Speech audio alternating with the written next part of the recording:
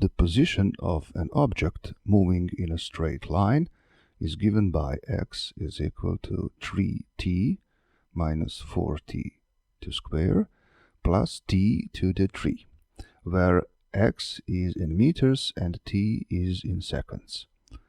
What is the position of the object at the t equal 0, 1, 2, 3, and 4 seconds?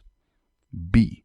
What is the object's displacement between t equal to 0 and t equal to 2 seconds, between t equal 0 and t equal 4 seconds?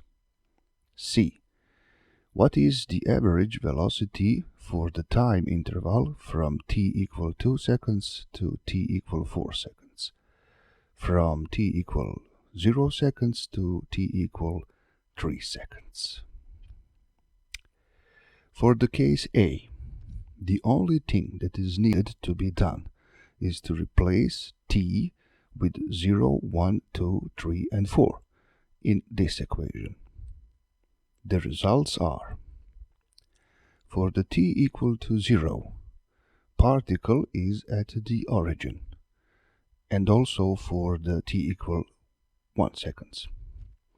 For the t equal to 2 seconds, particle is 2 meters in negative direction. For t equal 3 seconds, particle is again at the origin. And for t equal 4, particle is 12 meters in a positive direction. For the B case, of course, we will use results from the A case.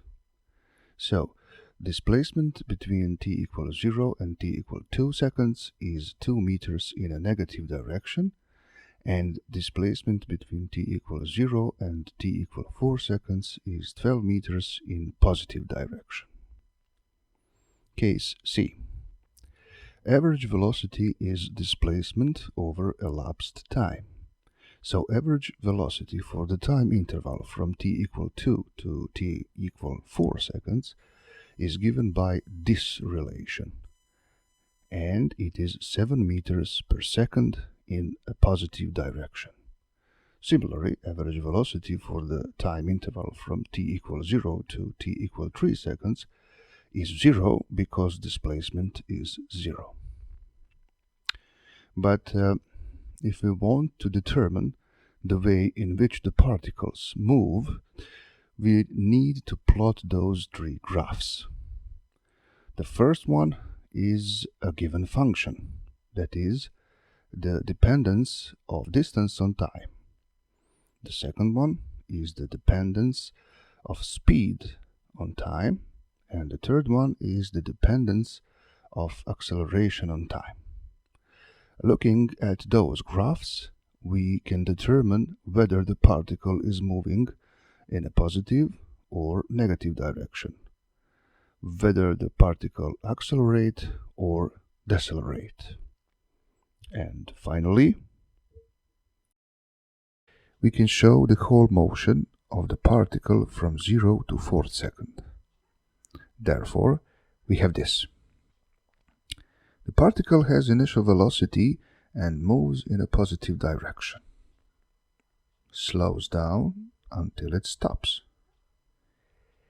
then goes in a negative direction, speeds up, goes through 0 point, reach the maximum velocity in this interval, then slowing down until it stops. Then go again in a positive direction, speed up, goes through 0 point again, and speed up again.